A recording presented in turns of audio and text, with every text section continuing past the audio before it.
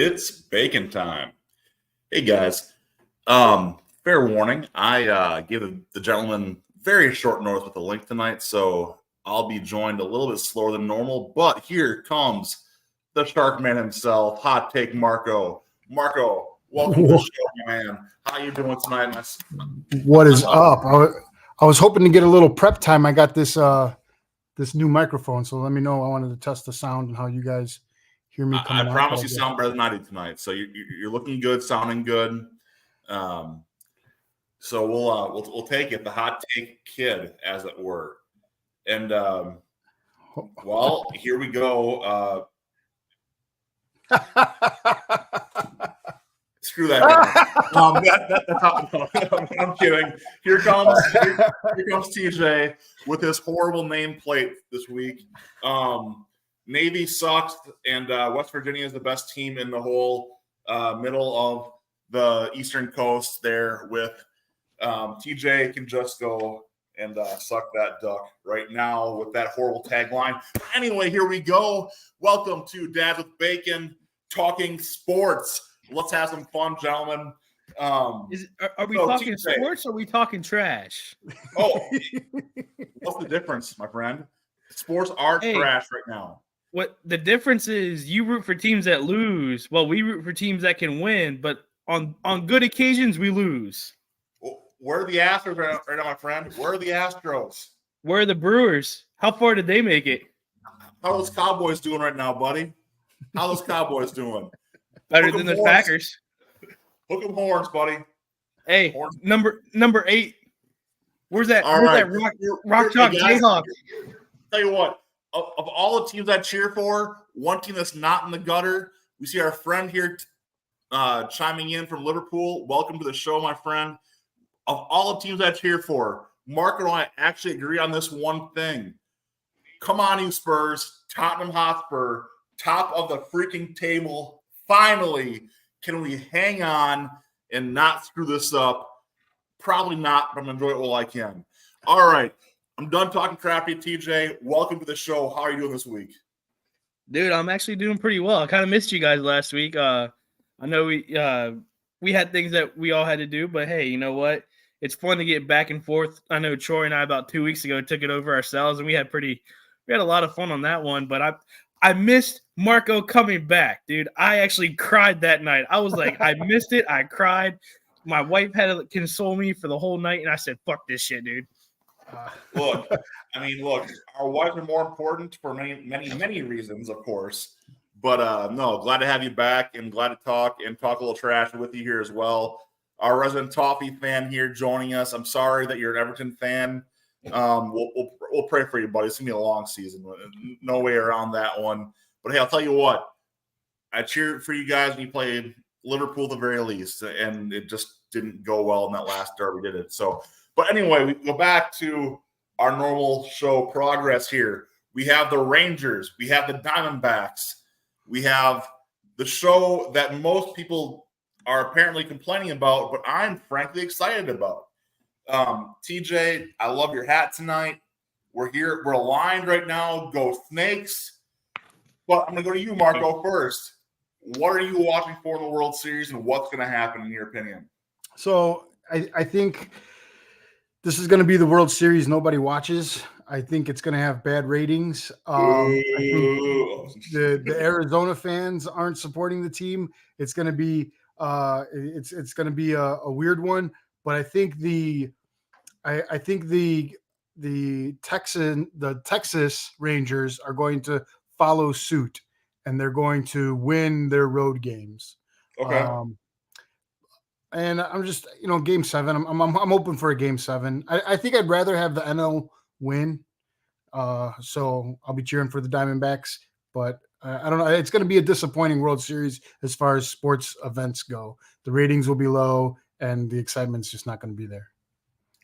No, I get it. It's a fair take. I understand it. TJ, where are you at with it right now? So, being an Astros fan, yeah, I cried. But I'll be honest with you, dude. The Rangers are a hot team right now. It's a team that, in the AL, I don't even think anybody could really touch them. Even, if the Yankees were top notch this year, they still couldn't even, put a lasso on the Rangers and tie them down. Rangers definitely played, I said this earlier to one of my buddies.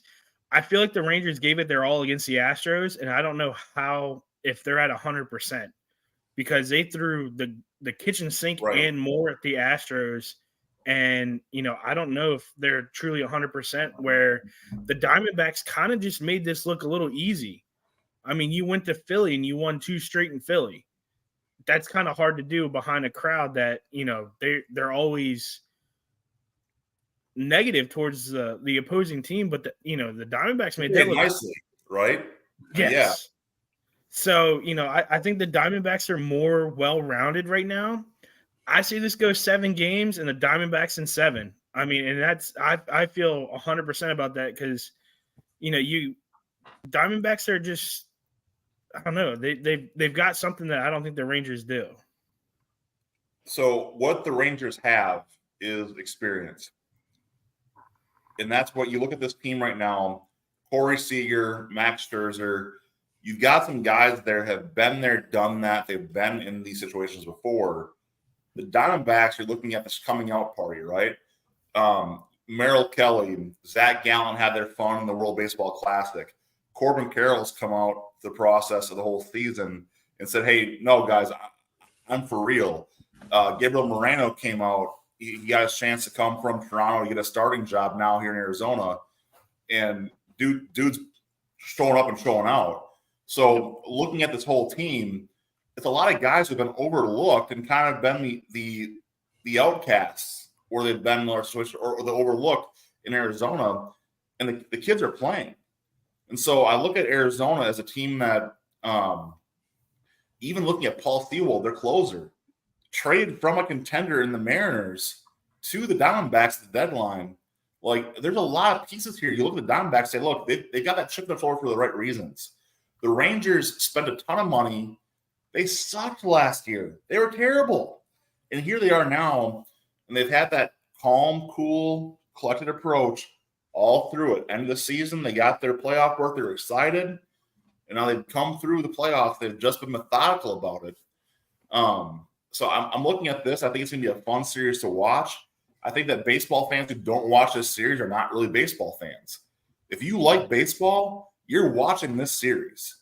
For me, Astros and Phillies again, that's not fun. That we've been there, done that. Garbage. Give me this fresh, new. Give me the new young stars. Give me what we're seeing, and I want to see what we're going to get in the series. So I'm excited for what we're going to see in the series. I'm going to watch. I'm going to be honest. I'm a baseball fan. I did not watch one game last year, the World Series, because I could not stand either team. I hate the Phillies. I hate the Astros. So I was in a spot where I didn't watch one game last year. I will watch this World Series. So I'm excited to see the Diamondbacks and what the Rangers bring to the table. But so I'm with you guys. I think that it's going to be a tight series. And for once, I don't have a strong take on who wins. I really don't. This is a toss-up. Like, literally flip a coin, and I can go either way. Experience has one side. The underdog has that, like, fun, cool pick with the Diamondbacks where they're just resilient. I went and saw those guys beat my Brewers in person. They're just feisty, so I can't pick against them. But I also can't pick against Bruce Bochy and those Rangers with what they got come with them. So it's going to be a fun World Series to watch. And if you are not watching this World Series, that's on you, and you made a mistake. So move to our next sport, and we're looking at. I'm going to skip ahead a little bit and look at college football right now, guys. We are middle of the season. We got to get the idea now for who's who.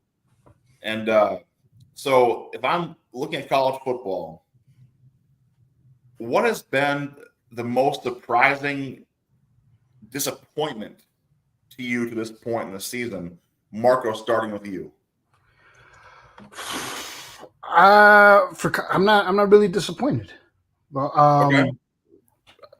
It's now it's mid-season form, right? We're getting into the nitty-gritty. I've been pleased with everything that I see so far. I'm intrigued with the Michigan situation. I think, giving these guys first round pick overall before their season starts really, kind of affects the way people watch college football. If you're the casual fan or you're watching things out of market, because I've watched this Caleb Williams guys a couple times, and he's just not that great. So, he's good, but I wouldn't pick him number one overall. I think there's another guy that's going to win the Heisman. There's been good storylines and good football, so I'm not disappointed at all. All right, TJ, what about you? Besides, Texas losing to Oklahoma, which is like the biggest disappointment for me this season, honestly, nothing's really disappointing me this year. I mean, I feel like this has been some really good football. The teams that are going to win, they've been winning. The teams that are going to struggle, they struggle. Everything that's been kind of happy medium when it comes to everything, it's kind of set in place for NCAA. The one team, though, that's really starting to kind of open my eyes a little bit, and I didn't realize they jumped to Division I football, is James Madison is in the top 25 right now in the NCAA Division I. Yes, sir. And they're at Yes, sir. 7-0. 7-0 right now, and those guys, this could be where they may start turning the table, where people are going to see these,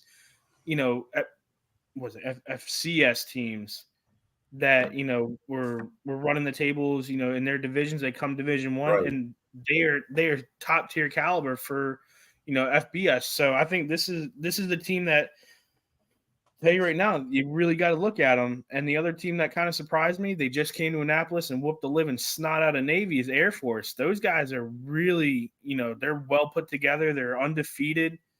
They have the number one rushing offense in NCAA right now. And I was going to ask you about that exactly.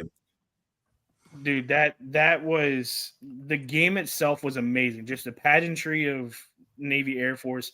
It's always amazing to watch. It's always fun to see the mids walk on, and the amount of Air Force Academy kids that were there was awesome.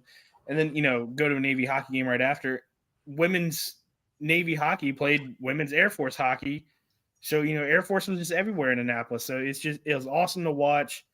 You could definitely tell that Air Force, they want the Commander-in-Chief's trophy this year more than anybody, because I don't think after the whooping that LSU gave Army, I think Army's kind of hung over for the rest of the year.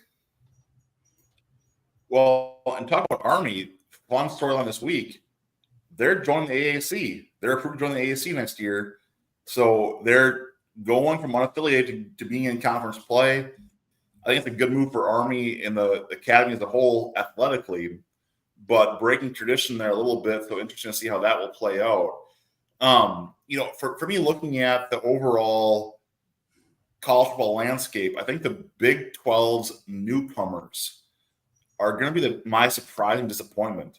They've gotten their butt handed to them in conference play this year. We're looking at Houston, UCF, and Cincinnati are combined 1-11 in Big 12 play. I saw a lot more coming from those programs coming into the conference. I thought that we'd see a little more kick, a little more fire, a little more fight. And again, they're going to be fine. They're going to come around. They're going to adjust. They're going to do well. But tough start for those programs. I know Houston had big expectations coming in. UCF, all three of them, frankly, thought they're going to do better coming into the conference, and they've kind of stubbed their toe coming into it. And a close second for me personally is looking at Wisconsin and Minnesota and the Big Ten West as a whole, all looking like kind of a dumpster fire. Wisconsin struggling to get that whatever hybrid air raid they want to try and put into place. Iowa being Iowa and can't score points. Minnesota just being weird. And then Nebraska's, Matt Rule off to a tough start there too. So a lot of weird things here. To your point, there's been a lot of good football played, but I think that if I'm looking at it as a whole and just looking at the disappointment, as a fan, when you have expectations coming this season, it's hard not to be disappointed in some of the situations that come about. Now, all that said, the flip side of this one is who has impressed you or surprised you this season? that you're kind of excited to see how the rest of the season plays out. Marco, I'll start with you again. I'm excited to see if Washington can beat Oregon and make some noise. I just for some reason I like the Washington State teams. So I like to see them do good. Is this the year that Michigan, wins the title? Is this it? I think we say that every year, and so far so good. Let's see what the scandal has to do with it in terms of another suspension for Harbaugh. And then other than that, I'm just it's weird for me because I'm trying to watch some lower tier Conference USA stuff and watch those teams and get behind the Hilltoppers or something like that. But man, that's not good football. So I guess the part I'm going to hit you with a little bit here then, looking at that, overall, you talked a little bit in separate conversations about Michigan, about Harbaugh. I think that's a hard part to see is can Michigan get over the hump without Harbaugh? He's gotten back to the spot. McCarthy's been great. They're in a good position. I think a lot of this is blown proportion. I think it's kind of that this is a phenomenal team, but we'll see. I also have to harass you a little bit in the precursor to later in the show when we're going to go head-to-head here. But, I mean, you have to admit, Marco, do you kind of like Washington because their quarterback's last name? Do you kind of like that affiliation with that, how that looks on the back of the jersey? I'm just throwing it out there. But anyway, I digress. TJ, how about you? What do you like this season? What's got you intrigued in college football, and what's the positive storyline you're following so far this season? My biggest thing right now is a team that really has shown me that they're, recruiting wise, they may not be the biggest recruiting school, but Tulane is in the top 25. Yes, sir. Y'all ever heard of Tulane? I never heard of a green wave before, but I mean, it's the first time I've heard of the top 25 green wave, and those dudes are looking pretty good. And the only loss they had to was Mississippi. And that's a team close game they almost won, by the way. They almost beat Ole Miss. Very close game they almost won. Where their next games they have Rice, East Carolina, Tulsa, Florida Atlantic, and UTSA. I see them winning the rest of this. I mean that's. Look back to last year, also, by the way. That Tulane team last year was darn good. And Mr. Tajay Spears was leading the charge in that running back position for Tulane as well. They had and here I go, unfortunately, but they had some guys in that linebacker group that were drafted in the NFL this past year. So that defense was stout, looking great again this year. Tulane's in a position where if you don't watch yourself, they could be a really fun team to see in a New Year's Six Bowl this year that could screw some bettors up if they're not careful. And who did they beat last year in their bowl game? Do you guys know or remember? Don't remember. The Heisman Trophy winner, Caleb Williams, in the Cotton Bowl Classic. Okay. Oh, that's right. Okay. And that's where, I think Tulane, they have that big game win under their belt. Yes, they barely lost to Ole Miss, but at the same time, I think Tulane has got something that, nobody's ready for. I touched on Air Force, how Air Force has really been impressing me, and JMU. But here's something that I'm very intrigued to watch for the rest of this year. Sure. Quinn Ewers is out for 3 to 4 weeks. Yep. Malik Murphy wants out of the University of Texas. Does Manning start this week? Absolutely should. Now, I got a question for you. You mentioned the Cotton Bowl Classic. I'm sorry to change topics so fast, but I got to ask you: is that Texan-hearted Marylander? Should the Cotton Bowl Classic be moved back to the Cotton Bowl? It's Ben Jerry world. Why? So it's the Cotton Bowl. It's literally the Cotton Bowl. Here's where I'm going to say I agree with you. It should go back, but here's why I say it's not going to. It cannot seat the amount of people that are in AT&T Stadium, and that honestly, that bowl sells very well. Right. Looking at the attendance for the past few years, they've got some high profile names on that Absolutely. Okay, fair enough. marquee. So you take it to the Cotton Bowl, yes, it can fit 60,000 people. You take it to Jerry's World, you're fitting, a little over 80,000 to 90,000 in a stadium. Right. I'm going to keep it somewhere where I can make more money and not, have to tell people to kind of get to stepping because I ain't got no room for you. Ticket prices, man, drive those suckers right up. No, I feel like I get that. So I guess overall, looking at the rankings right now, I guess I'm going to look for if you can identify one team that you think is outside the top 10 right now that will finish in the top 10. Who are you picking and why? Marco, go ahead and start us off on that one. I'd have to take a look at the rankings real quick. Hold on, I had them up. Rankings. I know I'm putting on a spot here, boys, and I apologize, but well, I've got the rankings up right now. So you want to know who's going to be out of the top 10? Who is out right now? Who will be in the top 10? Who will be in? Your opinion? Let's see here. Out now, coming in. Oh, I don't even have. I just have top 25. Hold on. Do you got it up, TJ? I got the top 25 up as well. I mean, if you're looking at others receiving votes in the list on the bottom, you have Florida with 34, Liberty with 17, K-State, Miami. Man, Miami really shot them. That game a couple weeks ago was crazy. Yeah. Oklahoma State. You'd have to see who among them are 2-win teams in a big conference. Would have to be the ones that make it in. No three. I mean, unless a couple more people lose, and we have a lot of 3-win teams that are staggering at the bottom of the rankings. Probably Florida. Florida, Miami, just the regular guys. I don't see anybody making noise out of anybody, anywhere else like a Missouri or anything like that. So, or Missouri's already up there, aren't they? They should be.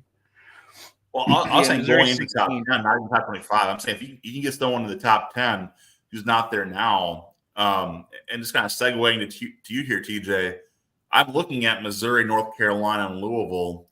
That's 16, 17, and 18s currently. And I'll include our previous comments here on Tulane as all teams we got to look at pretty closely as being teams who might crack that top 10 given their remaining schedule. The ACC opens up in a weird way now where North Carolina and Louisville have favorable schedules. I know that Marco hurts your soul to hear that, but Louisville does set up well for themselves to do well this year. So it's quite interesting that way. Notre Dame's always going to get an extra nod because they're Notre Dame. But, Utah, Oregon State in the Pac-12, it's a great conference this year. Last year exists essentially, but we're enjoying what we get while we get it. But Tulane's not losing a game. Air Force, TJ mentioned them before too. They could keep climbing up. They could go undefeated the rest of the season. Wouldn't surprise anybody. So could we see a 13-0 Air Force left out of the playoffs this year? And that'd be a fun conversation, right? So, TJ, who do you see right now is that outside the top 10 currently that you think could finish in the top 10? So I'm going to put a little twist to this one. I'm going to give you the teams that are going to get knocked out of. I'm going to give you the teams that are going to get knocked out of the top 10, and who's going to replace them. The teams that are going to get knocked out of the top 10: Oklahoma, Oregon, Alabama, and Penn State. Okay. Fuck Oklahoma. I'm always going to say that no matter where I am. I hate Oklahoma. I say Oregon because I think. I can't imagine why. I couldn't even tell you, dude. I think there's just something in my blood. I think Oregon's going to lose right after they lose to Washington. Or what is it? Washington State, I believe they play next. Yeah, Washington State. I think Oregon's going to go in a little bit of a slide. They're going to get, a little bit of pop in the mouth, and I think they'll probably end up maybe 2 or 3 losses on the season. They drop out of that top 10. They'll stay in the 25, but I see them dropping out. Alabama, they can't find themselves anymore. I mean, that's a team that everybody's like, I want to go to Alabama, the number one recruit. I want to be in Alabama. Alabama ain't tickling my fancy, even if I was getting recruited for football right now. And Penn State, I never really had faith in Penn State. I'm surprised that they're 6-1. I just feel like this is kind of where Penn State will kind of decline on their season. But this is who I have coming in to the top 10. I have Tulane, Air Force, Duke, and UNC. Okay. Tulane and Air Force just because they're those underdogs and their schedule favors them very well right now. Air Force could easily go undefeated. Will they scratch the top 5? Possibly, but they will never scratch the top 4 just being such a low conference. Tulane could definitely go with the 1 loss this season. Definitely make the top 10. Possibly, I'd say top 7. I mean, in my eyes, Right. they make the top 7.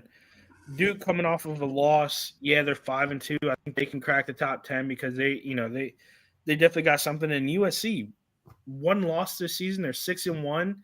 I feel like, looking at the rest of their schedule, Georgia Tech, Campbell, they've got Duke, Clemson, and NC State. Out of that whole thing, Georgia Tech, that's probably going to be a nice little butt smack to them. Campbell, I didn't know Campbell even was a camel, so I guess the Tar Heels are about to kick a camel in the face. The only Camel game that I lights, see bro. really – only thing I can really see, giving UNC a run for their money would be Duke. And that would be the game to watch right there. If Duke, Sure. whoever wins this one, I feel like that would be the But that's the game to – it's all around Leonard now, right? If their quarterback's healthy, Duke is deadly. If he's not, they're not. We saw it last weekend. So it's interesting. And going back to previously mentioned, make no mistake, James Madison's a legitimate squad here, guys. If there's one matchup for the rest of their season that's kind of in limbo, it's their matchup against Georgia State. Georgia State's 6-1 right now, but they're going to beat Coastal Carolina, App State. They're going to beat Old Dominion this weekend. JMU sets up where you could have an undefeated JMU, an undefeated Air Force, who could both very easily miss these playoffs this offseason. It shouldn't and won't surprise any of us. Can you imagine a Cotton Bowl Classic having to decide who gets to go, JMU or Air Force? That's what you're looking at right now. Yeah. The top-ranked non-Power 5 plays that at-large Power 5 school in the Cotton Bowl Classic. Who are you taking? Knowing the Cotton Bowl Classic will probably Air Force. So where does JMU land? Are they going to – I mean, it's just a fascinating conversation to look at now and how this all shakes out. But no matter how we do this, you've got an absolute disaster on your hands. If you're the NCAA, if there's ever a year you wish you had an 8-team playoff, this is probably the year because you take all these conversations out of the hands of everyone right now. Oh, yeah. Papa Bacon, welcome to the show, my friend. How you doing? Good, fellas. How are you? Doing Good, well. good. Wow. What's that? What's with the? I gotta ask. What's with the brick wall background between Marco and Ben here? Well, we're building a wall between ourselves in our different takes, and all in all, it's another brick in the wall. Okay, gotcha. All right, gotcha. I just say that's good. There. I thought it was just the atmosphere for our back alley brawl later on. Gotcha. Okay. It's complete BS here. I made up on the spot. I'm sorry. I lied. That's why I wanted to see. I couldn't set my screen. Just being a solo person on StreamYard. So I wanted to get in a little bit early and test some new stuff out. But I'll work on that later on this weekend. So, gotcha. Okay. With that said, Aaron, you came at the right time. Okay. TJ, Aaron, we've got you guys here. I need you guys to moderate us here. But to our crowd of one right now and our crowd who will watch us later this week, we need the moderators here to really decide who wins this debate. But Marco and I had a little beef grilling this week. Let's do this. Hold on. We are Marco and I, while we are, of course, dear friends and care each other deeply, I've got to hurt my friend today. I've got to smack him around a little bit and pray for his well-being because his take is trash this week. He is blinded by his own affiliation. He is looking at this red light district in Kansas City and seeing this family whoring themselves to social media and seeing them becoming this distraction to all of the sports world and saying, you know what, I'm going to bow down to this monstrosity that is Red Kingdom and forgetting what actual sports are and what true greatness is. And it's not a flash in the pan, it's sustained greatness. And he would challenge the GOAT, the great one, TB12, and compare little Patty Mahomes to TB12 and claim that his quarterback, number 15, has any space in the conversation to be compared to Tom Brady. So, with all that introduction given, Marco, the floor is yours. Go ahead. And when you're done, I can clean the floor with you. But go ahead and state your case, buddy. Do I have a case? I have Patrick Mahomes. Patrick Mahomes is setting records and he isn't beating Tom Brady. When he's looking at these records, like most touchdowns thrown in your first 75 games, he's beating out the likes of Dan Marino. He's beating everybody. He's a generational talent, okay? And in the first 7 years, with the exception of Super Bowl wins 3-2, Mahomes beats out Brady in every category, almost every statistic, and independent awards. So he has more MVPs through his first 6 years than Brady did. Now, will he get to the same number? Will he play as long? He probably won't play as long. But if he plays for the next 7 years and puts together a 14-year career to go with my Mendoza-Aikman line, but he's going to have most passing yards. He's going to have close to most wins. All the statistics that you don't get without the longevity. He might miss out on a couple of statistics. Just the Randy Moss years, whatever Brady's best year was really good. But I think for most of those stats, Patrick Mahomes hasn't beaten there. Okay, so all right, whatever. They throw themselves on social media. You know who their spouses are more than you did before. Big deal. They're a good team. It's a great team. Now, Jackson Mahomes, take him. Throw him in the freaking Sarlacc pit. I don't want anything to do with him. Do I think he got set up on a money grab with his little situation that he's got going on? Yes, I do. But that doesn't mean he's not an imbecile and an idiot.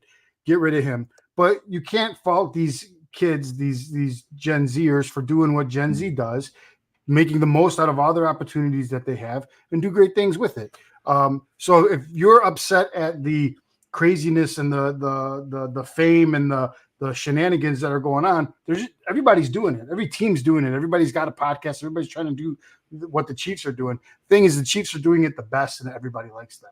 And I know the 75-pound gorilla in the room, Taylor Swift, is great for the league and great for everyone.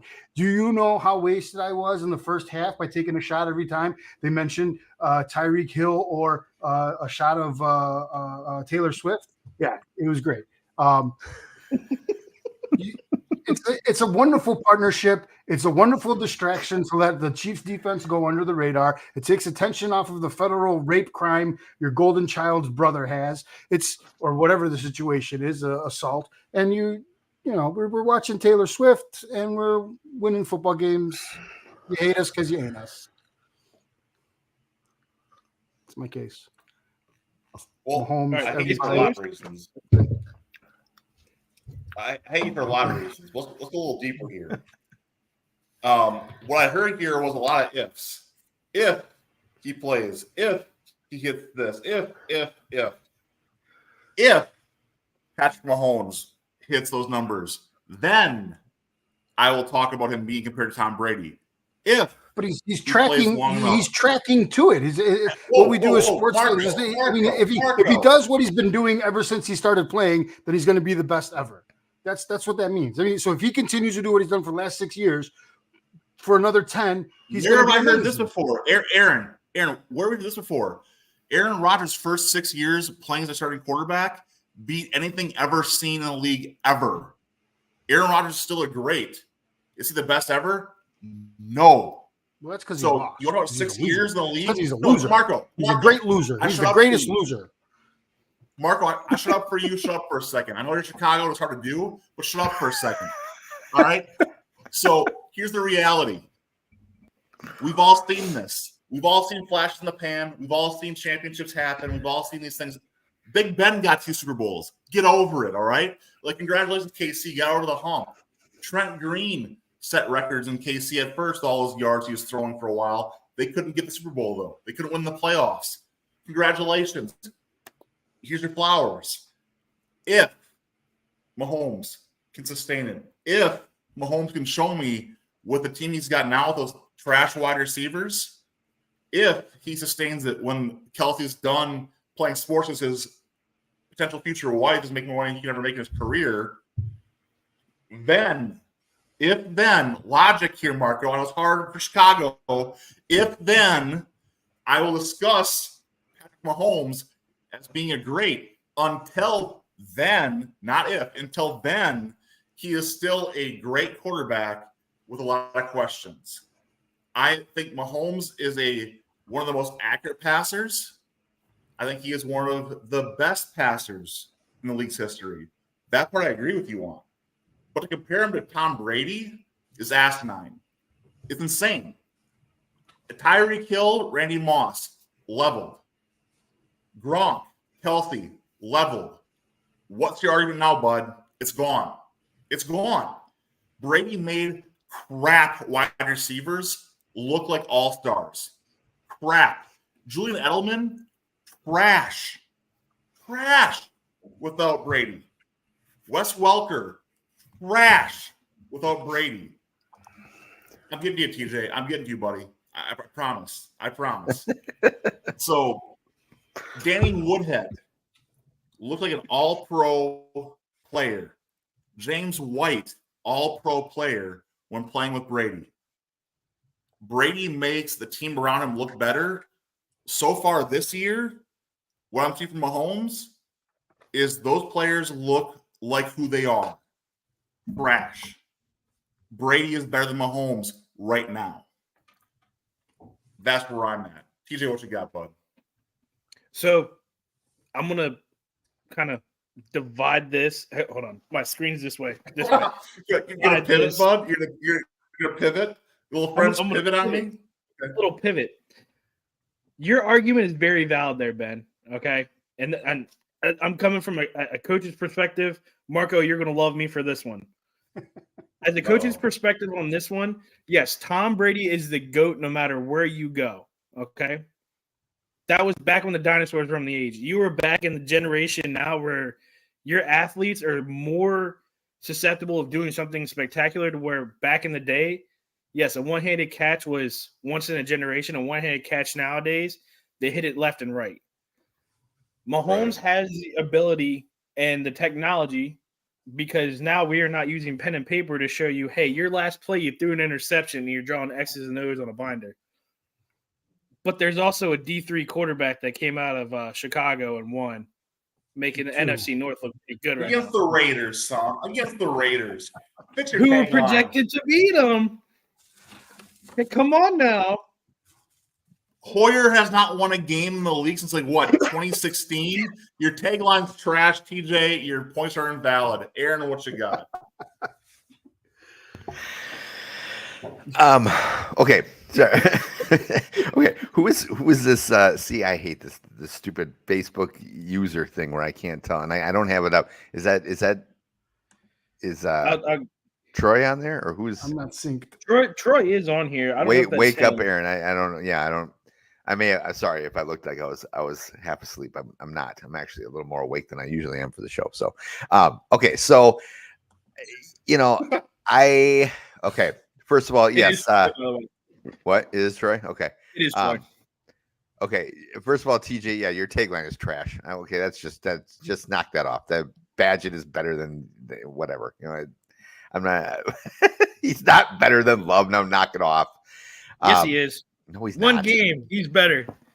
Fire all for Green Bay's coaching staff for one game. All right, that's TJ, go ahead, Ben. No, you're done. Okay. All right. From the playoffs, bud. It's worse than normal. I will say this.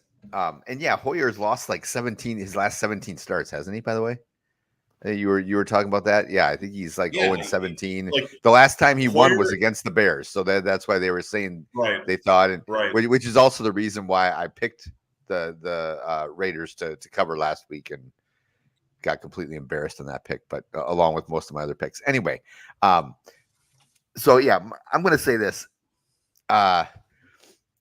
I want Marco to be right. And by that, I mean, I do want Mahomes to eventually surpass Brady as the GOAT. Trust me. I'm not a fan of Brady. Never have been. And yeah, he did Bridget Moynihan dirty, by the way, Marco. I mean, totally agree with you on that with our chat the other day. But yeah, right now it's still too early. I remember people saying that Russell Wilson was going to be as good as Tom Brady because he was in 2 Super Bowls in his first 4 years, and he had won one already. And and look at him now. I mean, that guy is frankly a joke in my opinion, which I love it because I can't stand the born again virgin Russell Wilson either. But yeah, I do think that a lot of the argument that Marco was making is conjecture, assuming that he's going, he is trending that way. Like I said, I like Andy Reid too. I hope he, the only one on that team, frankly, I'm annoyed with is Travis Kelce because I don't need to see him anymore fucking Pfizer commercials. But at the same time, yeah, Tom Brady is still the GOAT. I don't think anybody, as much as it pains me to say that, I don't think anybody is, you can't say it until you win. At least I would say you're in the conversation if you get 4 or 5 Super Bowls. Then you start to be in the conversation with Brady.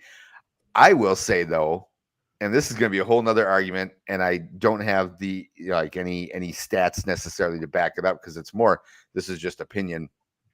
I think the bigger question with Tom Brady is, and we've had this in our chat before, would he be the same if he didn't have Belichick? And I don't think he would be. I don't think he would be. Only because you look at a couple of those Super Bowls, Brady didn't win it for him. I mean, he won most of them, obviously, but I believe his first Super Bowl that he won wasn't all that impressive as far as his personal stats were concerned. And yeah, I don't know. I'll say this: going to Tampa Bay, everyone sits there. Oh, he won Super Bowls with 2 different teams. He won 7. Blah blah blah. Tampa Bay, to be honest with you, if the Packers hadn't choked in that NFC Championship game, they wouldn't have even made the Super Bowl that season. They shouldn't have. He tried to give it away. He threw 3 interceptions the second half, and Rodgers and the Packers just couldn't do a damn thing with it. So, I mean, you can give that to me. That Super Bowl goes as much to the Tampa Bay defense as it does to Tom Brady. I know everybody, all the Brady fanboys want to give it. What was that, Marco? And the refs. Well, yeah. I mean, blatant missed pass interference calls. You're absolutely right. Oh yeah, for sure. But I guess to me that when it comes to this debate, the major difference and I know a lot of people have said this before, even on posts that I put up either on the Dads of Bacon group or just like on my personal posts. A few people have said, maybe we need to start going away from the whole Super Bowls as the measuring stick, which I would agree with, because if you're going to use that as the measuring stick, though, Marco, I see you shaking your head. If you're going to use that as the measuring stick, then you're going to tell me that that Dan Marino isn't as good as Eli Manning because Eli got 2 Super Bowls and Dan Marino had none. I mean, come on. Sometimes when they do that, it's again the same fucking stat that you see with Jimmy or with Garoppolo, where it's, oh, he's 41-19 in his career as a starter. Well, you look at half of those wins he got with San Francisco, they won in spite of him, not because of him. I hate those stats. But You got to Go look at the availability to go. Super Bowl stats doesn't just mean Super Bowl wins either, because that means you've had to go through the playoffs and you had to get Yeah. there. You know, Yeah. you had to bring your team, some success. So I think it's a little bit more to say, look at Jim Kelly, right? Does his career change if he gets a W for the Super Bowls versus the statistics and the performance and the career that he had? No one says that he wasn't. He's just had 4 bad days, and one was his kicker's fault. Yeah. But let's flip that for a second. Thurman Thomas, Andre Reed, Bruce Smith, are any of them tarnished by not winning a Super Bowl? Nope. No. Why is Jim Kelly winning? Why is Jim Kelly hurt by not winning one? But those three guys are seen as all-time great. What's funny is I don't hear too many people. Maybe you guys do, and I just don't hear the conversations. But I don't hear too many people ripping on Jim Kelly for the 4 losses. I hear more people ripping on John Elway for his 4. But then of course he came back and won 2 in a row. But he has victories. I think. I don't think Jim Kelly's tarnished. However, his name doesn't pop up when you say, "Give me the top 6 quarterbacks in the NFL." But if you did win those 4, does that change the conversation? Because now he's a 4-time Super Bowl winner, right?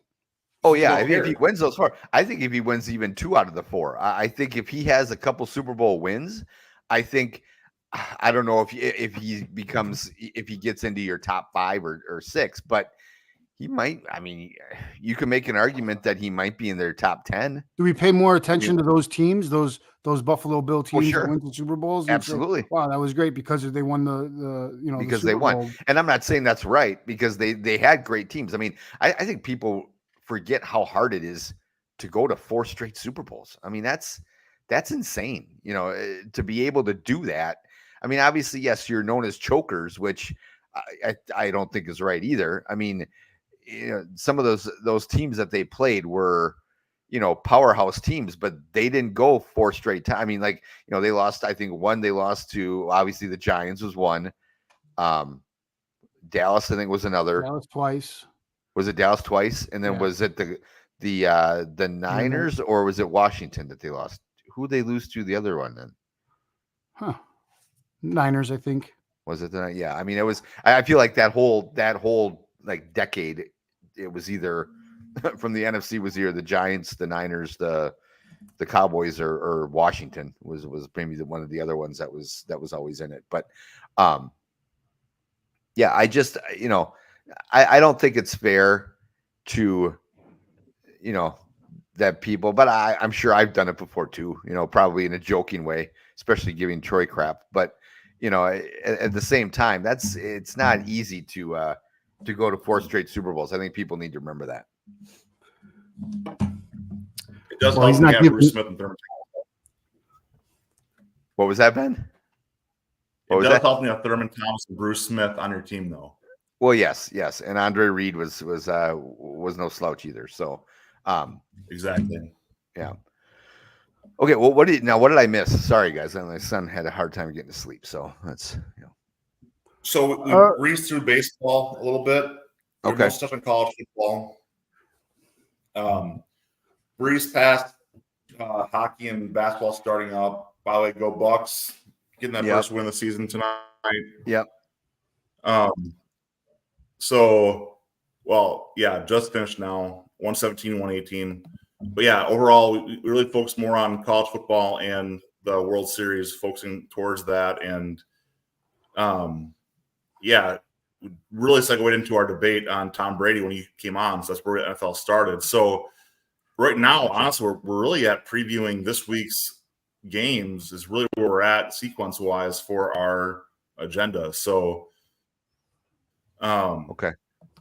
I guess if I can ask you right away, Aaron, what game sticks out to you most in the schedule this week for the NFL? Well, here, let me pull up the schedule. Mr. Prepared here. That's what they call me. Well, while you're doing that, I'll bring one up myself. So yeah, go ahead. I debated with the guy yesterday, and again, as a Packers fan, as a Packers fan, I'm biased. I get this. I never debate ever, TJ. I'm super chill all the time. So am I. I don't know what you're talking about. So my physical therapist is a Vikings fan. He's from Minnesota. Oh God. And we actually agreed on this situation. We agreed in the whole office that he works with, they're mostly Packers fans. But my PT and I agreed the Packers win this weekend against the Vikings. And here's the reasons why. Looking at the Packers secondary, if Jair plays, is the big if here. If Jair plays and Joe Barry does not do his normal dumb crap, if Jair's on Addison, it officially becomes TJ Hawkinson versus the Packers defense because the Vikings can't run the ball and the Packers defense weakness is the run defense. So Cam Akers sucks, Alexander Madison sucks, and Kirk Cousins has no other targets to go to. So if Addison's shut down, Jefferson's not healthy.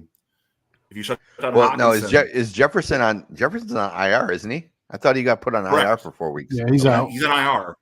Okay. So it's literally Jordan Addison or Hawkinson versus the Packers defense this weekend. Going back 2 weeks ago, everyone wants to talk about what happened with that 49ers game.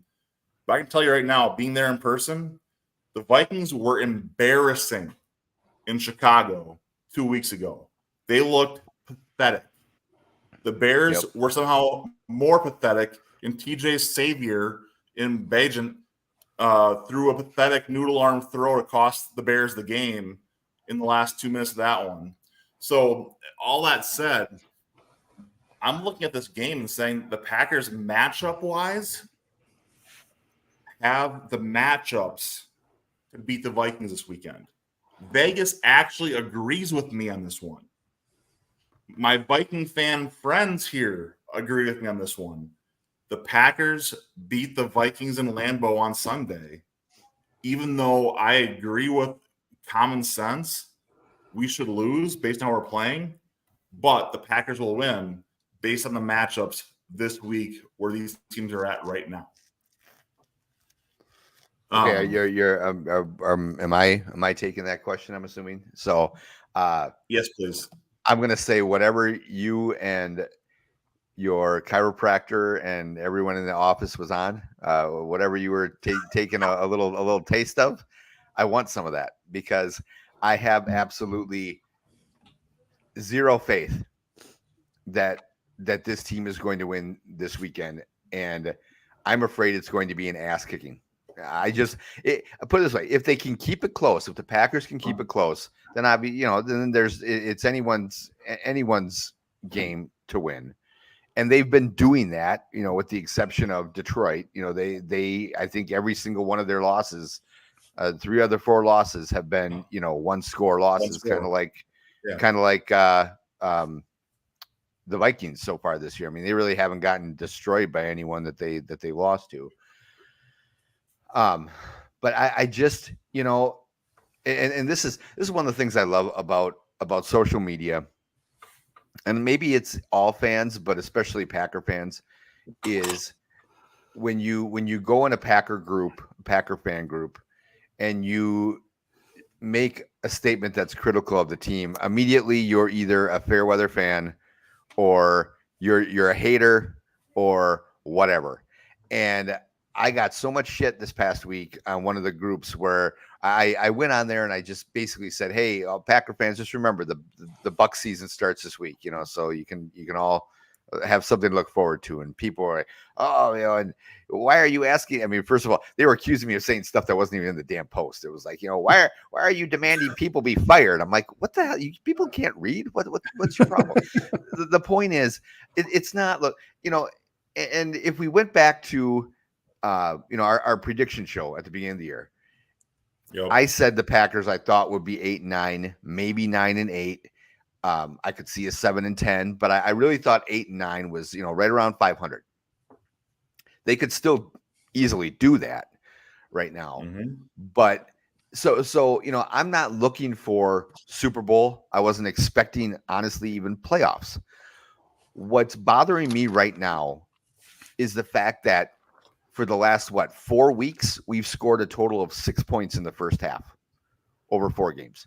We are the worst scoring team in the first half in the NFL, and we are the best scoring team in the second half in the NFL. But that's the help, though, Aaron. What? That's the encouraging part. Well, yeah, that's coaching. what I was going to say. It's the encouraging part. The problem is I haven't seen anything that tells me that first half is going to be any different. So if we can hold the Vikings to say 10 points in the first half, okay, then we have a chance, because they, like Marco has said before in our group chats, they're a second half team. They definitely are that. What bothers me about the Packers is, and especially with the offense, is, I know a lot of teams, I think probably almost every team does the whole scripting thing where, okay, we script the first 15, 20 plays, whatever. It's not working. Whatever it is that you're doing isn't working. And even after last week's game, after the loss against Denver, to his credit, LaFleur came out and I think it was on Monday, in his press conference on Monday, one of the media guys asked him about that and about, what do you attribute these consistent poor starts to? And he had talked about how, there were a couple of plays that he's like, yeah, we had this play and this play. I shouldn't have called those plays. I give him credit for that. But then part of me wonders, just throw out the damn script. You're not going to make the playoffs this year. So why not experiment a little bit? Why not say, you know what? Let's try for the next 4 games, not even scripting. Or maybe we script the first 10 plays instead of the first 20. Because if the game is like Detroit, you were down 21-0 and you were still going off the damn script.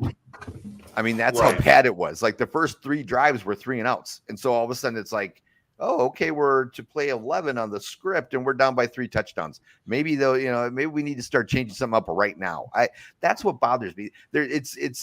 They've shown no ability to fix those mistakes, especially in the first half. And that annoys me. And that goes to coaching. That doesn't go to Jordan Love, because that's the other thing. People who sit there and say, well, Jordan Love's not the guy. Maybe he's not. I think he's going to be, but let's just go with that logic and tell me, if he's not the guy, then why isn't the entire game shit? Why is just his first half garbage and his second half is actually really good, with the exception of obviously the end of the game when he threw the interceptions against, and you can make an argument against the Raiders that maybe Watson could have, given a little more of an effort to, catch that ball instead of just allowing himself to be knocked down by the defense back. But anyway, the point is, also that coaching is not the problem too, is that you're seeing that adjustment at halftime.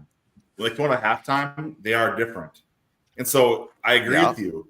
So why can't you make those adjustments in the first half? That's what I'm saying.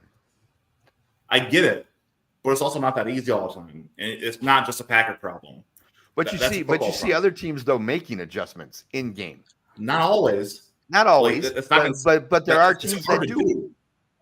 There are some, it's hard to do, but it's not common. Is my point. Like you're talking about the exception, not the norm. And I'll use the Chiefs as an example. And Marco, you can please call me out if I'm wrong here, but there have been plenty of Chiefs games too where you'll see the same thing, where they'll go through the same things we're dealing with. They call it the second half and they'll wipe the freaking field with their opponent. But it takes that halftime conversation, that halftime realignment, to make those changes happen. It's part of football, and TJ is the coach. Yeah. He can say the same thing. I can yell on the sideline all I want. Sometimes getting guys in a quiet room, calming their headspace down, saying, here's the picture. This is what we're doing different. This is what we're currently doing. This is what we're going to do. It does change things. It just does. Especially talking about 53 men. Getting those guys, a group of guys, to go one direction is hard enough. My encouragement there for the Packers is that they do change at halftime. To start the year, I want Joe Barry's head on a freaking silver platter. I will admit that I've softened here, because what I've seen the last few weeks is that defense has held teams to under 20 points. I can't complain anymore. They're doing their job. With injuries, by the way, key injuries on that defense. The offense, to your point, comes out stagnant. The hard part for me is Aaron Jones doesn't play, and our offense is complete garbage. Like utter garbage. That's hard to swallow. But before we bore everybody, including TJ, to sleep, let's go to our next game. the one that's me going here is TJ's game. The Rams playing the Cowboys, which TJ won't like this next part I got to say. I think is a game. I think the Cowboys win, but this could go the other direction. And the reason is the Rams have been that weird team to me that while Diggs is hurt especially, the Cowboys secondary is suspect to that two-headed approach with Kupp being healthy. So if going back to ifs conversation, if the Rams O-line holds up, I like Stafford's chance to make a difference in this game and make this thing close. I still pick the Cowboys to win, but I think this game's close. TJ, don't say you picked the How about the Cowboys to Bucks? win. Don't I say do. you picked the Cowboys. No. If we lose, if we lose, I'm coming up there and coming to kick your butt. you can check Dad's Bacon Pick'em group. You can check the Dad's Bacon Pick'em group. Big Ben's picks. Pick the Cowboys to win a stupid game. But I'm telling you, it's going to be close. My confidence is low because it's going to be close. So I'm having a hard time trying to figure out, is this game in Dallas or in California? I think it's It's in Dallas. It's in Dallas. Okay. Yep. Here's where I'm gonna hit the stop button on your rant saying that the Rams are gonna do something. We lost to the Cardinals. I called that one in this group. Don't ask me how I knew that one. We lost to the Cardinals. All right.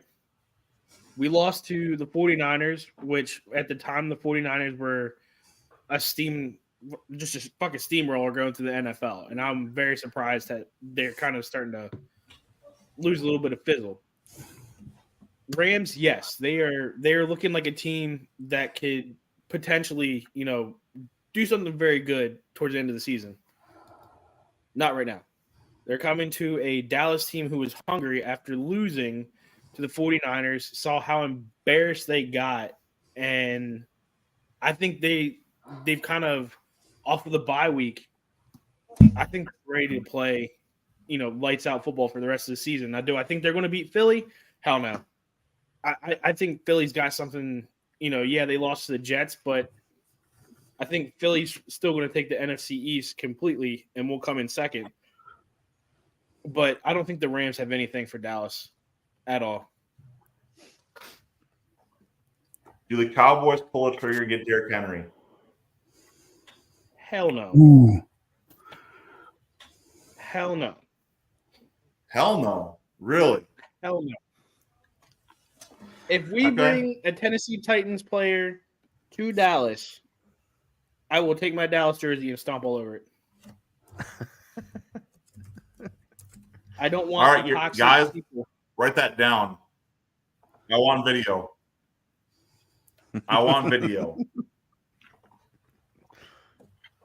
I think the bigger question for this game is, are the Rams going to bring Blueface and his traveling band of stripping whores to make it rain every time the Rams score a touchdown? That's what I want to know. Anyway, Marco, what are your thoughts on this game?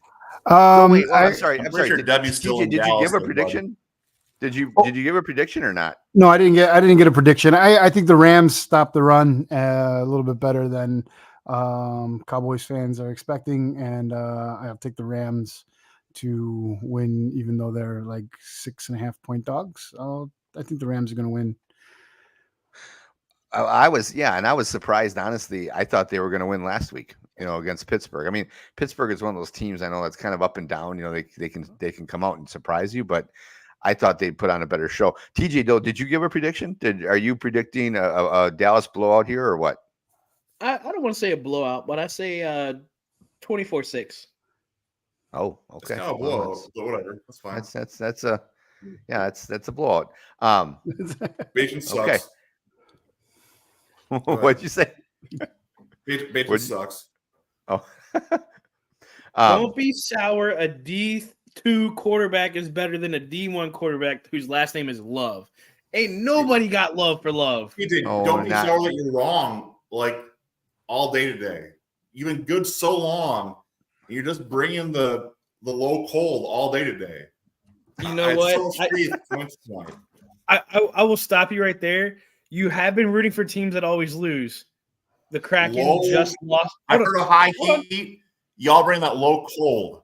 It's not even like no. Just take a loss. I was going to make him feel better. Carolina just beat the Kraken.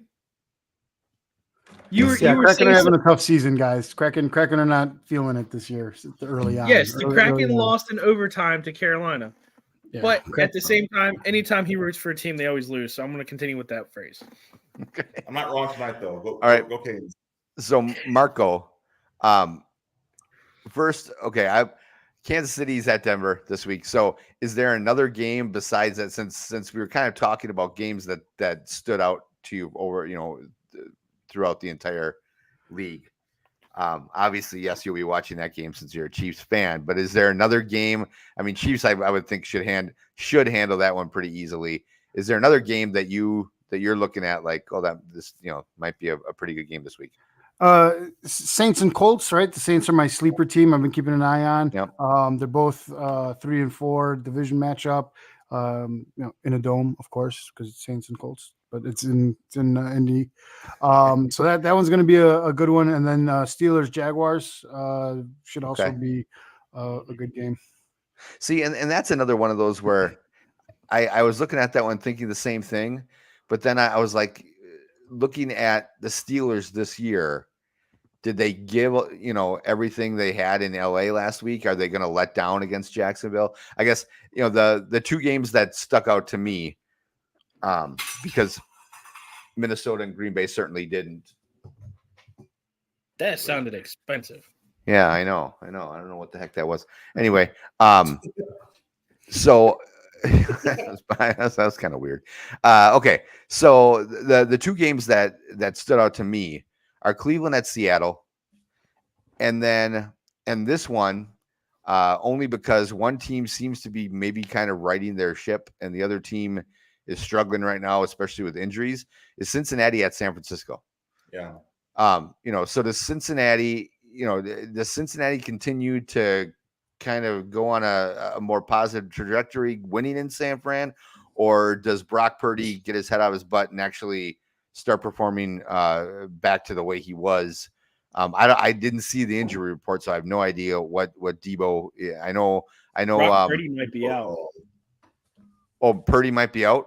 He's on concussion protocol. Oh, that's right. Okay, so I guess that might change things even more, because who is their backup now that they got rid of Trey Lance? Darnold. Is it Darnold? Okay. You just Sam Darnold? Yeah. So I'm gonna take one more game to throw at you guys, and this is gonna sound stupid, and bear with me on this. Falcons at Titans is my dark horse game this week. I got the Titans as home underdogs winning. I see this as kind of, they just traded Byard. They've been unabashed and that they are everyone's for sale. I think this is kind of that last little win one for the Gipper for Vrabel. I think that the Titans come out, and the Falcons are good, not great. Mm-hmm. Arthur Smith's come back to play with his old team, play against his old team. I really think that the Titans take the Falcons and kind of take them down a peg here. And it's that goofy game. The Falcons are not a good road team. I think Ritter has a bad road game. Just even if it's a Levis, Malik Willis shared game for the Titans, throwing out their guys right now. I think this is a bad TV game, but a sleeper game for a good upset. I feel like there's one more game you're missing right now. That's going to be the Commanders and the Eagles. Just this week. Now listen, I understand why you're huffing and puffing.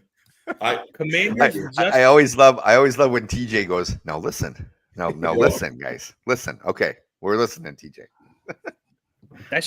I'm putting that as my name now. Yeah, it would be a hell of a lot better than the stupid ass name you got right now. So I mean that's fine. That's fine. I'm keeping this for the next week.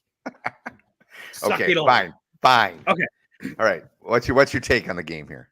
So Commanders just posted out that Ron Rivera is on the hot seat this week. He loses, they're gonna fire him midseason. Plain and simple. And I feel like that's gonna be something that a lot of those players like Ron Rivera. I mean, he's this guy. Someone's shitting his Wheaties, and I don't know who it was. But I feel like this is going to be a game where do I think the Commanders are going to beat the Eagles? No. Eagles are too much for them right now. But I feel like they're going to give at least a good effort. Wow, dude, he's a cousin fucker too. Damn.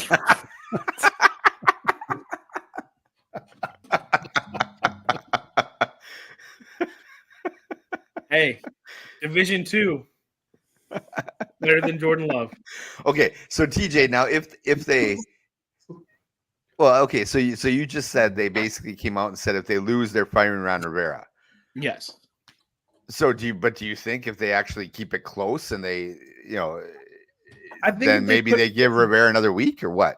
Yes. So Okay. the way that everything has been said around this area, I'm not sure if you guys can pick up any of the sports talk around here. I can send it to you guys in the group chat. Yeah. But the biggest thing that was said through the front offices of the Commanders, the players do not want to lose Ron Rivera.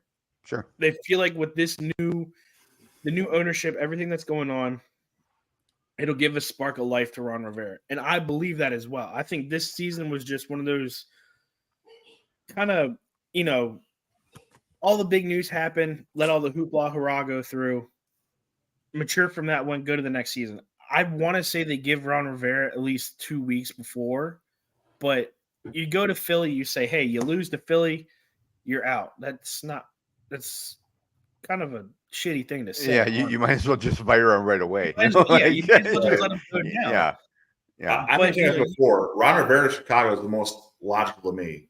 Ron Rivera going back to Chicago, it's going home. It'd be his last shot as a head coach in the NFL. You're not getting another retread after that one. But he can get him back to 500. He'll get Chicago back to being respectable again.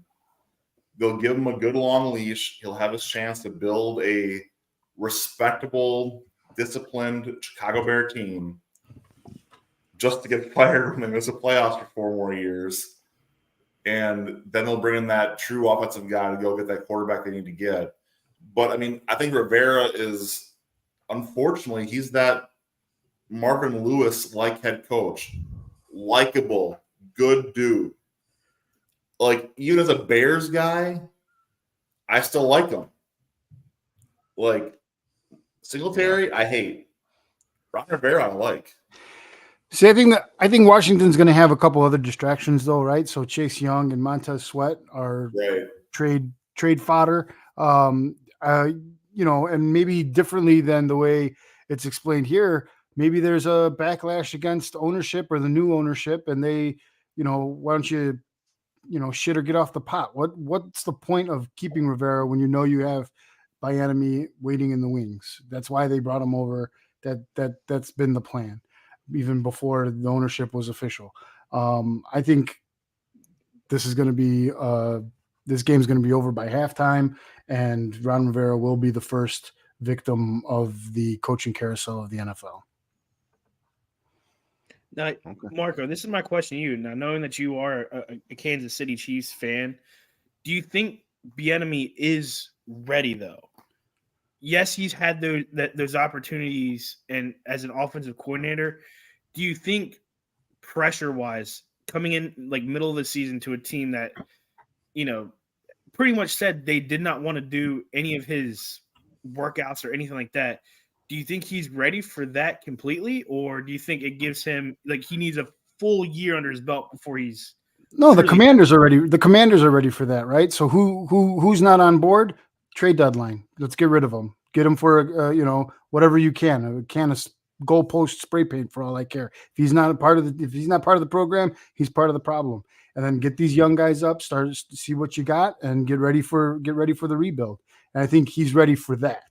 And nobody had their eggs in the basket for Washington doing anything worth a damn this season anyway. Don't kid yourself, TJ. You guys weren't going to make the wild card and make any noise. So to that point, then, Tear it down, man. Tear it down.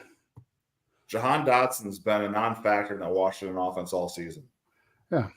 And he's obviously not Eric Bieniemy's favorite player in that offense by any stretch. Is Jahan Dotson a potential trade candidate for your Kansas City Chiefs? No. We don't need him. See, I think Jahan Dotson in the right system is next Chris Godwin. We got a wide receiver last week, so we're good. Okay. Yeah, I mean he had a great punt return, put us in perfect field position. We're good. We're good, guys. Don't worry about it. Mecole Hardman is a nice little piece if you're in Georgia and you're playing against Vanderbilt, but good luck using him for anything actually worthwhile. Have fun, bud. We'll be okay. Don't worry about us, buddy. All right. Don't worry about us. He'll have better I'm luck not with gonna push Kansas you. You're City gonna than lose a anyway. Cheesehead. What was that, TJ? He'll have better luck being with the Chiefs than being a cheesehead. He'll just stink even more. TJ, I'm telling you right now, the challenge is now drawn, my friend. Come up here for a game in December. We'll see how tough you want to talk. All right? Mid-Atlantic boy, come here, freeze your ass off, and talk smart to us then. Aaron and I will take you through this. We'll take you through the ringer. Hopefully it's the Cowboys game. Bring it, son. Hey, I'm going to tell you right now, I've been in negative 30-degree weather with no shirt on. Bring it. Let's do it. Let's do it. Doesn't surprise me, TJ. Hey, I don't know. I can see you in negative 30-degree weather. I will take the jersey off. I will go topless in the game, and y'all will have to sit there and be like, shit, I need to bite my words. Let's do it, man. Bring it.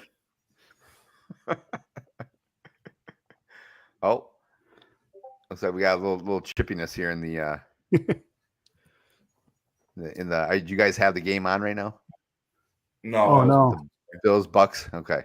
24-10 Bills are up right now in the fourth quarter, but Gotcha. that's Tampa Bay is another one of those teams that I don't even know what the hell to think about them, because I thought for sure they would. I thought they would have a pretty easy win last week against Atlanta, and they just like crap their pants right, at home in front of all their home fans, and end up losing the division lead. But I don't know. So this season has definitely become one of those seasons that, I mean, when you talk about any given Sunday, and I mean, I don't know what to. I mean, whether it's the the Bills losing, coming back from a big deficit and then losing in the last minute to the New England Patriots, who I think had scored like 20 points in their previous 3 games combined or something like that. I mean, it was just, or any of those. I mean, even going back to a few weeks ago when Dallas went in and lost to Phoenix in Arizona, it was like, what the hell's going on this year? So anyway, that's Get someone going on one thing quick. Yeah. Anyone else just hate the Pittsburgh Penguins like passionately? I hate these idiots. Yep. They cost me that parlay tonight. For one thing. Number 2, like, screw you, Pittsburgh. I hate you idiots.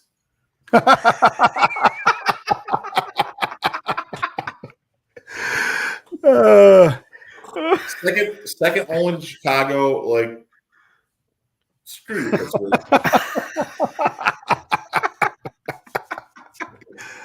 Oh man! We're gonna put a disclaimer on there. Ben's opinions are his own. Oh, not the opinions of Captain Bacon. Go ahead and at me, guys. I will hate all 5 of your red stupid stars on your stupid flag. Chicago, go ahead and bring it. 2 World Fairs, no one cares. Like, jeez, I'm telling you right now, great city, no, great crime capital. That's what you are.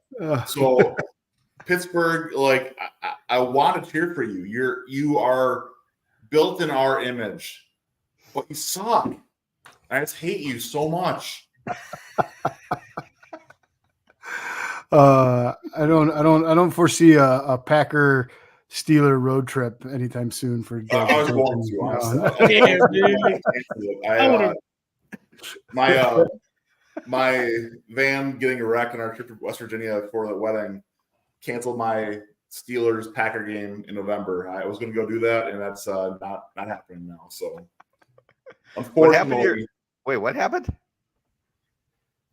so my wife's sister got married in West Virginia a couple weeks ago. Yeah, yeah. We were driving to West Virginia, and just south of Manitowoc, Wisconsin, about an hour south of our house, smoked a deer. So my van is now totaled. So That's dinner right there, baby. yeah, so we're buying a van this week, and so all that fun extra money we had in the budget, it's gone. Between that and our trip to Hawaii this year, like there's zero fun money left. So I'm now, my fun is using what I have in the house, that being my whiskey and my hunting supplies. So I am not going to Pittsburgh for that Packer game this year. So did you what ended up happening? How'd you end up getting, because you said that was on your way to West Virginia, didn't you? Or was it on your way back? No, it was on our way there. So true story. Only had our clothes and crap in the van. I just laid back to take a nap. My wife drives because she gets motion sickness. And then all of a sudden I hear thud thud. And I was like, what the heck was that? She said, we hit a deer. I'm like, yeah, well, that figures. So she pulls over. I get out to assess the damage. The bumper is literally like dragging on the ground. And so I had to take my belt off to tie the bumper up to not drag on the ground, to get us back to our home so that we could take my dad's truck to West Virginia, because my truck is not as comfortable as his is. So anyway, yeah, my wife says only Green Bay weddings for the next 18 months. In Lambeau, yeah. So, so there's that, guys. I am restricted now. I'm on a travel ban. But anyway, yeah, so Bambi took out our van. We are buying a new one probably this weekend. And budget's blown. So there's that. Wow.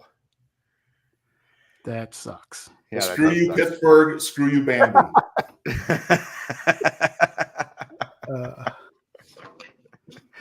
All right. Well, I don't. Do we have a question for this week that we were going over? Yeah, I know. I actually do. Okay. Why does Pittsburgh suck so bad? I'm kidding. I'm sorry. Okay. No, honestly, my question is, what's the first game you guys went to, a professional sports event?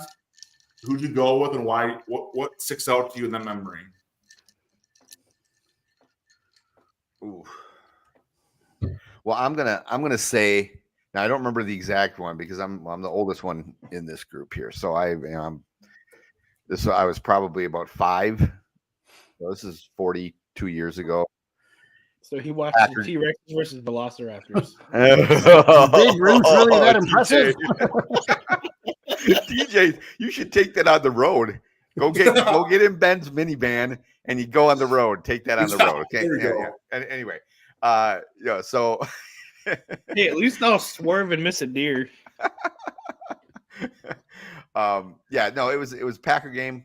I don't remember who we were playing against. But I do, one of the things I remember, this is probably sad because this is, early 80s. So, I mean, the Packers sucked. Yeah. So it was bad. Like, I don't remember anything good about the game itself. I do remember walking with my dad from the car. And this is the difference between going when I was a kid and going now.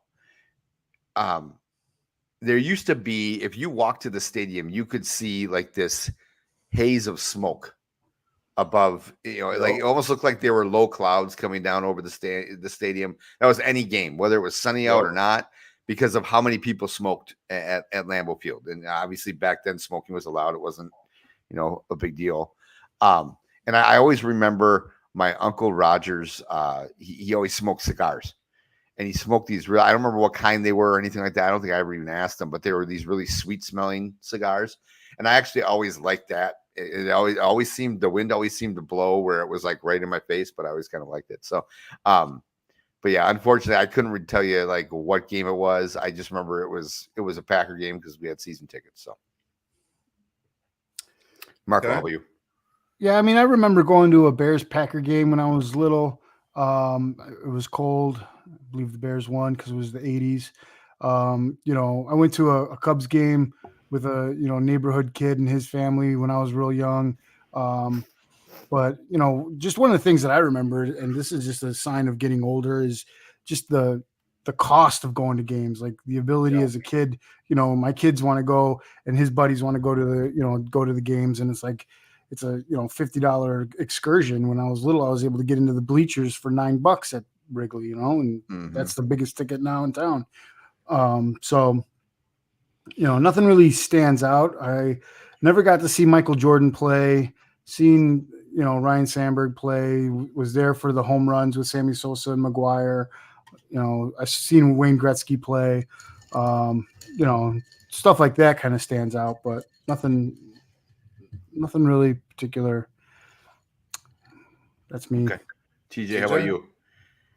I'm trying. You might be the only one that can really remember details because you're right of your age. Yeah, I still want to know how the T-Rex versus Velociraptors game went, Aaron. I'll let you know. If I remember, I'll let you know. So my very first ever game was when I moved here to Maryland, and it was probably one of the best games. I actually went to Camden Yards, so the first time ever going to Camden Yards. We saw Randy Johnson and the Arizona Diamondbacks versus the Baltimore Orioles, and it was the first time I ever saw Randy Johnson, and I took one look at him because we sat, I think it was like 3 rows up from first base line. Yeah. And Randy Johnson walks out. I looked at my mom and I'm like, that's a big son of a bitch. And she looked at me and goes, yeah, his nickname's a big unit. And I said, he's skinny. Like, what does he have? And just watching him pitch was just it was so awesome to watch. So the fact that I was able to see Randy Johnson pitch in Baltimore against the Orioles was awesome. That wasn't the game. That wasn't the game where he killed the bird with the fastball, was it? Fine. No, I wish it was. That'd been fun to watch. Stupid seagull. Something go Yeah. All right, Ben, how about you? I gotta cheat a little bit. I'm gonna give multiple answers here because I kind of have to. The first game I remember a play from was actually a Packer preseason game in Camp Randall. I was probably 6 years old, and Sterling Sharps literally zigzagged through Bill's secondary players to get extra yards on a defense. But the first memory I had going to a game was a Packers-Steelers preseason game actually here in Green Bay. So when I was really young, we were first year in Madison, is why that game happened in Camp Randall. When we moved back to Green Bay, my dad used to park cars for the DARE program here. And I begged my dad to go to that game, begged him, but I'd go help him park cars, help the cars get their spots, whatever else. So he's like, all right, fine, we'll walk the parking lot, and if someone has tickets, we'll go. But my parents didn't have much money, so they said we really can't afford tickets. But I begged my dad. I kid you not, guys, I prayed the whole way to that game. God, give us tickets. I don't ask for nothing again my whole life. Just give me tickets to this game. And so we get to the parking lot, and my dad's an extrovert. The guy will talk to anybody. He could sell ice to Eskimos. These guys look at the tickets, and they're kind of looking confused. My dad, being who he is like, hey, guys, if you can't read them, we'll take them and go to the game and tell you how it went. And they're like, so these guys are talking to my dad, you guys don't have tickets? And my dad said, no, we don't. I said, well, do you want some? My dad responded, well, I can't pay for them. We can't go. So I said, no, you understand. We had guys just call out. They couldn't get to the game. We have 2 extras. They're going to be wasted. Do you want to go to the game? And so my dad and I got to go to the game for free with these guys who had corporate tickets here from one of the companies here in Green Bay. They gave us hats for their company. We went and sat with them. I got a hot dog and a soda. We're sitting there wearing their company hat. Just for me, I was 7 years old, 8 years old, wherever I was. I was like, holy crap, God, that was awesome. I was just in that moment, just enthralled at answered prayer. And but again, I couldn't tell you what happened in that game. We played the Steelers. I kept that ticket stub forever, man. But the first other one I want to mention is a baseball game. First one I bought tickets for. Now, my grandma passed away this past February, but she was a lifelong Cubs fan. So when I was 13, I had a paper route. My grandma always had Harry Carey books on her bookshelf. She watched Cubs games when she could, but she's a single mom, didn't have a lot of income. So when I was 13, I went to Sam Goody in the mall. They sell baseball tickets in the Sam Goodies. And so I went and bought tickets for us to go to a game, my grandma, myself, and my dad. I bought 3 tickets to a Giants and Cubs baseball game, an afternoon game in Wrigley Field. My dad said if I bought the tickets, he'd drive us down. So I brought my grandma to her first ever Cubs game at like 60-something years old. So we went down to Wrigley and took her to a game. And in that game, in true Cubs fashion, Cubs were getting licked at first. Come back. They won the 11th inning of a Mickey Morandini line drive to left center field. So if you know Cubs baseball at all, Mickey Morandini's a name you know. We kind of get a feel for all this. But, like, I still have pictures of Barry Bonds from that day. I've got all these things kind of came together. But my grandma never smiled so big in her whole life. Being that lifelong Cubs fan, she had to hear Harry Carey sing "Taking Us to the Ball Game." Like, all of her dreams, all of her baseball like memories she instilled in all of us came from my paper route money. I was making $100 a month delivering papers, and I got to take my grandma to a ball game. So that's probably my most prevalent memory of going to a game that I paid for that just kind of sticks out for me. That just kind of, to me, it's what it's all about, right? Yeah. We all love sports. We all love the ups and the downs or whatever else, but those family moments make sports special. And that's why I brought the question up tonight to begin with. So nice. Very cool. All right, guys. Well, yeah, it is. Anyone else have anything? I think we covered pretty much everything. Marko, I got your headstone in my backyard. I'm sorry I buried you tonight. I love you, brother. It's all good. He's putting you next to Bambi in Pittsburgh. Yeah. In Chicago. They're 5 stars. But that's all right. All right, guys. Well, why don't we wrap up for tonight? We've been going an hour and a half. So, yeah, if anyone wants to, if you're watching this now or watching it later, and you would like to give us your thoughts on, your first games that you went to or your first memory of sports. And Tampa Bay just made it 24-16, so maybe it's actually might be somewhat of a game. But, and so then we'll be back next week. Hope everybody has a safe and enjoyable Halloween. Do you guys all, obviously I know Ben, your answer. Marko, do you guys do it trick-or-treating down in Chicago on the day of or like the weekend? We do a day of. Some places will do like a trunk or treat, which is the new in thing that we never had growing up. Yeah, we do a day of. So Tuesday, the kids will all be around town getting candy.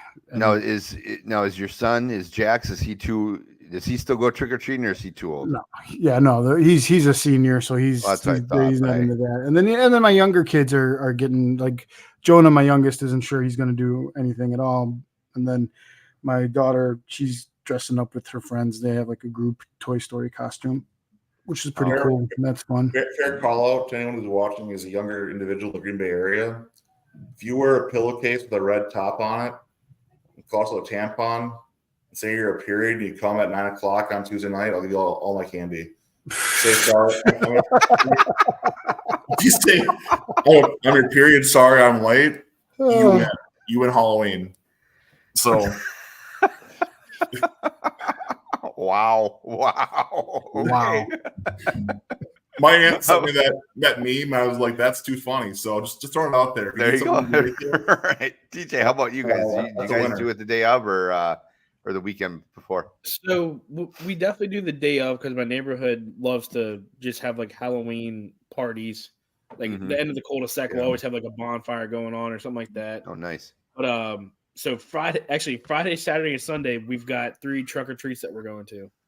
So it's going to be a hectic Halloween for sure. And then probably we'll steal all my daughter's candy and just give it to the guys at work. Well, yeah, it's funny because we go like in the neighborhood that we're in. We're kind of in a subdivision, and there's not really. I think last year was probably we've been here for 5 years now, and excuse me, the last year was probably the busiest that it's been. but we don't stay around. And we found out, my wife found out somehow, I can't remember if it was someone she works with, told her about this one area that's about 5 minutes south of us in Howard. Yeah. And it's actually where Jordy Nelson lived when he was playing for the Packers.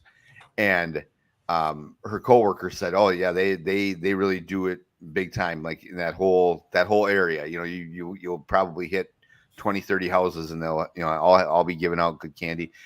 Well, the first year that this is going to be probably about the third or fourth year that we've gone to that area, and my daughter just every year is amazed. Now she's 10. Every year is amazed at how some of these places will give like full size candy, but like the not just the little kind, like the big stuff, or like a full box of dots, not just like a little mini thing. Whoa. It's like a full box, or full box of Sour Patch Kids.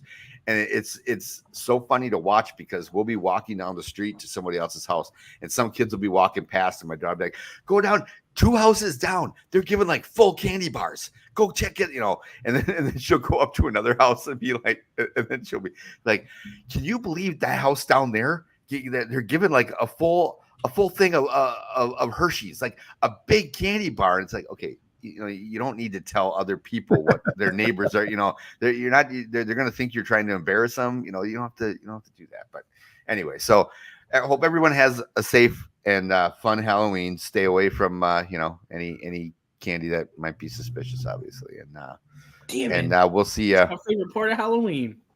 Oh yeah. Apparently there's some new thing that they're warning everybody about this year, that they look like sweet tarts. They're different color, like rainbow colors, and they're supposed to be fentanyl laced or something. I don't know. No one's giving away free drugs to kids. It's Well, not this urban legend. Okay, all right, whatever. We're gonna test all of them ourselves that are like rainbow colors.